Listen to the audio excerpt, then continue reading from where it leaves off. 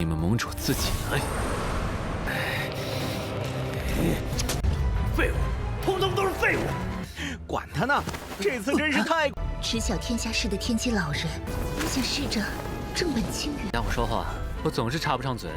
Halo semuanya, bagaimana nih kabar kalian? Pada kesempatan kali ini kita akanlah melanjutkan Tonghua dari Peerless Battle Spirit, tepatnya untuklah episode 142 atau episode terbarunya. Di part sebelumnya, Kinan telah menyalurkan energi spiritual kepada Tuan Putri guys. Di sana dia juga telah mendapati sebuah harta, yaitu gelang merah.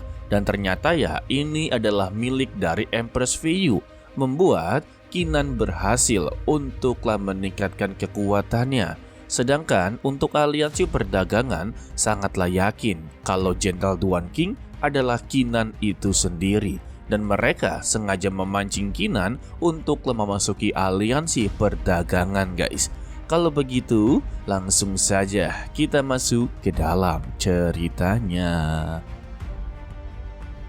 Ketika Kinan sedanglah berkeliling di kota, sedanglah menyantapi beberapa makanannya, secara tidak disengaja dia dipertemukan oleh utusan aliansi perdagangan, yaitu Wu Hao.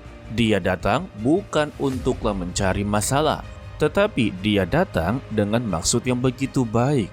Namun ya sebelum memberikan maksudnya, Wu Hao sungguh begitu sangatlah kebingungan kalau rumornya Jenderal Duan Qing ini telah berhasil untuklah meningkatkan kekuatannya. Seharusnya ya dia ini berada di Master Wu tingkat kelima, tetapi mengapa auranya biasa-biasa saja? Lalu dia pun memberikan sebuah gulungan atau surat perintah atas pemimpin aliansi dunia bela diri, secara khusus mengundang dia sebagai penatua kehormatan dari aliansi perdagangan guys. Bahkan ya Wu Hao memberitahu manfaat menjadi penatua dari aliansi perdagangan, dia akanlah memegang semua bisnis dalam dunia seni bela diri dan bawahannya akanlah semakin banyak. Namun tawaran ini tidak diterima oleh Kinan secara mentah-mentah. Dia mempertanyakan bukankah dirinya ini telah menjadi buronan terbesar dari pihaknya aliansi perdagangan. Mengapa secara tiba-tiba aliansi perdagangan memberikan tawaran yang begitu sangatlah fantastis? Jadi ya dirinya benar-benar curiga dan Wu Hao memberikan pernyataan. Pada awalnya mereka menganggap kalau Jenderal Duan Qing adalah Kinan. Namun ya dengan prestasi yang didapati oleh Jenderal Duan Qing, tampaknya Kinan tidak bisa untuklah mengikutinya. Jadi ya mereka menganggap kalau Kinan bukanlah Jenderal Duan Qing. Begitu sebaliknya guys. Serta dia memberitahu kalau baru-baru ini mereka berhasil menangkap temannya dari Kinan yang memiliki paras tubuh dengan begitu gemuk. Mendengar ini ya Kinan tampaklah begitu terkejut karena teman yang dia maksud adalah si Ma Kong. Dan untuk sekarang kondisi dari si Ma Kong telah dikurung di penjara bawah tanah untuklah menerima hukuman lanjutan guys. Namun Kinan juga tetaplah waspada. Mengapa Wu Hao memberitahu semua ini kepada dirinya? Jika mereka percaya kalau Duan Qing bukanlah Kinan, mengapa dia harus memberitahu tentang keberadaan dari si Ma Kong secara terang-terangan? Jadi Kinan menganggap kalau semua ini hanyalah jebakan untuklah dirinya. Jadi ya dia bersandiwara dengan mengatakan kalau semua ini tidak ada hubungan dengan dirinya. Dan dia meninggalkan tempat tersebut. Ya benarlah pikiran dari Kinan. Kalau memang benar Duan Qing adalah orang lain, untuk permasalahan dari si Ma Kong tidak ada hubungannya sama sekali guys. Jadi tidak perlu untuklah diberitahu. Emang agak aneh juga sih ya aliansi perdagangan. Namun kenyataannya kalau Duan Qing adalah Kinan, dia sedikitlah panik dan meminta kepada Jiang Bilan untuklah membantu dirinya dengan menyelamatkan si Ma Kong. Sementara itu untuk Tuan Putri, Dia telah mengetahui permasalahan ini semua. Dia mengutus dua bawahannya, salah satunya ada Miao Yuxin, yang dimana sebenarnya Tuan Putri memang sudahlah tahu ya kalau Duan King adalah Qinan, dan mereka sama-sama telah mengetahuinya. Di sini dia meminta kepada mereka berdua untuklah membantu Qinan secara diam-diam, dan juga dia mengingatkan satu hal, kalau mereka jangan terlalu emosional di hadapan aliansi perdagangan. Karena bagaimanapun juga, mereka pasti akanlah dicurigai.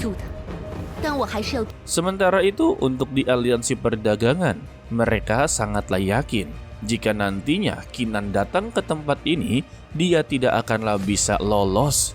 Namun untuk sang ketua sudahlah begitu muak dengan perkataan dari tetua Liu Er. Karena selama ini dia selalu memberikan janji dan janji yang tiada hasilnya sama sekali. Bahkan ya sampai saat ini dari rahasia pavilion Wuyan, jalur Yin Yang, bahkan semuanya yang dia inginkan semuanya tidaklah diketahui. Dan jika ini semua tersebar ke dalam dunia seni bela diri, maka aliansi perdagangan akanlah dicap dalam kelompok yang tidaklah berguna, dan harga diri mereka akanlah benar-benar hancur. Dan sekarang saja permasalahan dari kekuatan besar gedung Wanxiang yang muncul secara diam-diam, mereka sama sekali tidak menyelidikinya dengan begitu jelas. Dan secara tiba-tiba penjaga penjara bawah tanah langsung memberikan informasi kalau si gendut telah diculik oleh seseorang. Buset, si gendut dong, si Ma Kong woi. Mendengar ini, si pemimpin aliansi dunia bela diri sungguh begitu sangatlah kesal, dan dia langsung membanting cangkirnya. Karena untuk aliansi perdagangan benar-benar tidaklah becus dalam bekerja. Tidak sampai di situ, masalahnya juga bertambah. Kalau gudang harta karun di markas pusat semuanya ludes diambil oleh seseorang. Amarahnya semakinlah tidak terkendali dengan menghina mereka semua benar-benar begitu sampah. Iya. Lantas dia memerintahkan seluruh para bawahannya untuk mencari keberadaan dari Qinan. Karena dia yakin semua ini adalah ulahnya guys. Sementara itu untuk Qinan dan Jiang Bilan telah berhasil menyelamatkan si Ma Kong. Dalam perjalanan pulangnya, Jiang Bilan sungguhlah kebingungan. Menyelamatkan si Ma Kong yang berada di penjara bawah tanah, seharusnya mereka menghadapi banyak sekali penjagaan yang begitu ketat, dan itu akan memunculkan sebuah keributan. Tetapi kali ini berbeda, mereka dengan begitu mudah menyelamatkan si Ma Kong guys. Dan dia yakin tampaknya ada seseorang yang secara diam-diam untuklah membantu mereka. Dirinya juga berpikir seperti itu. Tetapi mereka tidaklah tahu siapa yang membantunya. Namun Qinan tetaplah berterima kasih kepada orang-orang yang telah membantu dirinya. Dan si Ma Kong memberitahu mengapa dia bisa tertangkap, karena dia telah mengambil salah satu harta karun yang menurutnya begitu sangatlah berharga, dan dia telah menyimpannya di dalam cincin penyimpanan. Dia yakin kalau Qinan melihatnya, dia pasti akanlah tergiur dengan harta yang dia ambil. Lalu si Ma Kong juga mempertanyakan, dari sebanyaknya harta karun yang dia ambil, mengapa Jiang Bilan hanya menginginkan satu jimat saja? Alasan dia mengambil jimat dari aliansi perdagangan karena dia sungguh begitu sangatlah kebingungan. Kalau dulunya aliansi perdagangan adalah aliansi yang begitu sangatlah bersih, tetapi untuk saat ini ya benar-benar sangatlah kotor. Padahal untuk leluhur dari aliansi perdagangan, dia adalah orang suci guys. Dirinya memegang banyak sekali koneksi tentang intelijen dari dunia bela diri. Tetapi karena kemunculan Kaisar Alam Baka membuat dirinya tiba-tiba menghilang, dan sampai saat ini sama sekali tidaklah diketahui. Jadi pada intinya semua ini bermula gara-gara Kaisar Alam Baka yang dianggap sebagai penghalang. Jadi ya Jiang Bilan akanlah membalas budi kepada tetua takdir, karena bagaimanapun juga dia dilahirkan dan dibesarkan dalam aliansi perdagangan. Jadi ya, jimat yang diambil oleh Jiang Bilan adalah sebuah kunci untuk membuka jalan Tianji, yang dimana nantinya dia akanlah bertemu dengan tetua takdir ataupun ya leluhur dari aliansi perdagangan.